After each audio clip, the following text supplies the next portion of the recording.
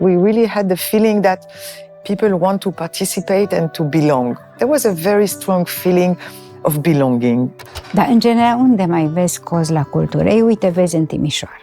Now people know that you can go every evening to another event. You have 2 new cinemas now with a beautiful programmation. De la spectacole, la expoziții, la happening, la muzică de toate genurile, concerte minunate la filarmonică, muzeul de artă. Într-o formă sau alta ne maturizăm și ca societate în Timișoara. Ce s-a întâmplat anul ăsta poate să-ți deschidă un orizont spre cum ți-ai dori să arate lumea și ca să faci pașii spre acea lume, ai nevoie de toate aceste discursuri diferite de la artiști, de la scriitori. Am mai văzut Timișoara cozi de factura celor pe care le-am văzut eu la teatru, la Brâncuș, până la tribunal. Lumea o să zică, domnule, da, era gratis. Da, era gratis, dar probabil că au stat 5-6 ore să aștepte. Eu n-am mai văzut așa ceva. Capitala culturală este pentru toată lumea. Are drept și romul, și maghiarul, și cei care vor să audieze conferințe Nobel. Și n-am niciun regret că n-am văzut în carne și oase pe Nick Cave. Acum asta este. Nu? M-am bucurat de artiștii de aici și din țară.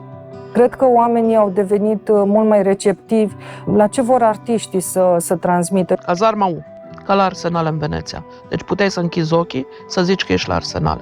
Impecabilă. Art Encounters, poate una din cele mai tari bienale. Brauner, expoziție de New York, Paris, unde vrei tu. Pavilionul României de la Bienala Venețiană instalat la Kunsthalle, impecabil. Deci în zona artelor vizuale am avut sentimentul că puteam fi bine mersi în altă țară.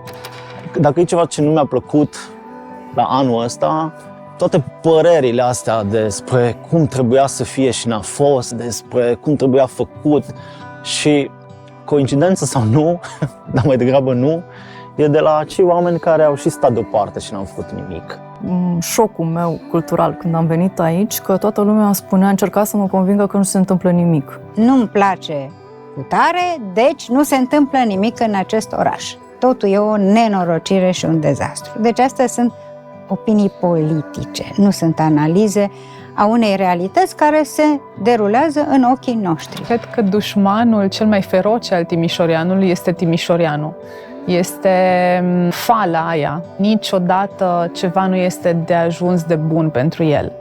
Nu armonia este cea care neapărat ne-a dus mai departe, uneori concurența ne-a dus mai departe. Cu siguranță am văzut mai mult parteneriat. Ar fi bine, nu știu, noi așa, și ca timișoreni și ca umanitate, să cârtim mai puțin, să ne concentrăm pe cei buni și să mergem înainte.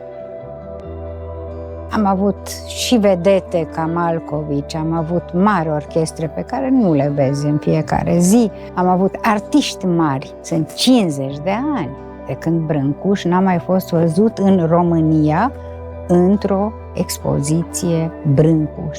Am înțeles Brâncuș acum pentru prima dată în viața mea. Văzând pasărea în zbor și pasărea măiastră una lângă alta, am înțeles, de fapt, sintetizarea de la obiect la idee. Și pentru mine asta a fost momentul în care am înțeles cultura modernă. Cred că timișorenii azi se raportează totuși altfel la oraș. Pentru cei care au vrut să învețe, a fost o oportunitate grozavă. Era ca și cum dintr-o dată lumea vine la Timișoara, nu mai trebuie să mă duc eu în city break-uri la Viena sau la Barcelona ca să văd ceva mișto. Nu trebuie să fii expert în arta contemporană, poți doar să vii și să pui întrebări și asta e ok.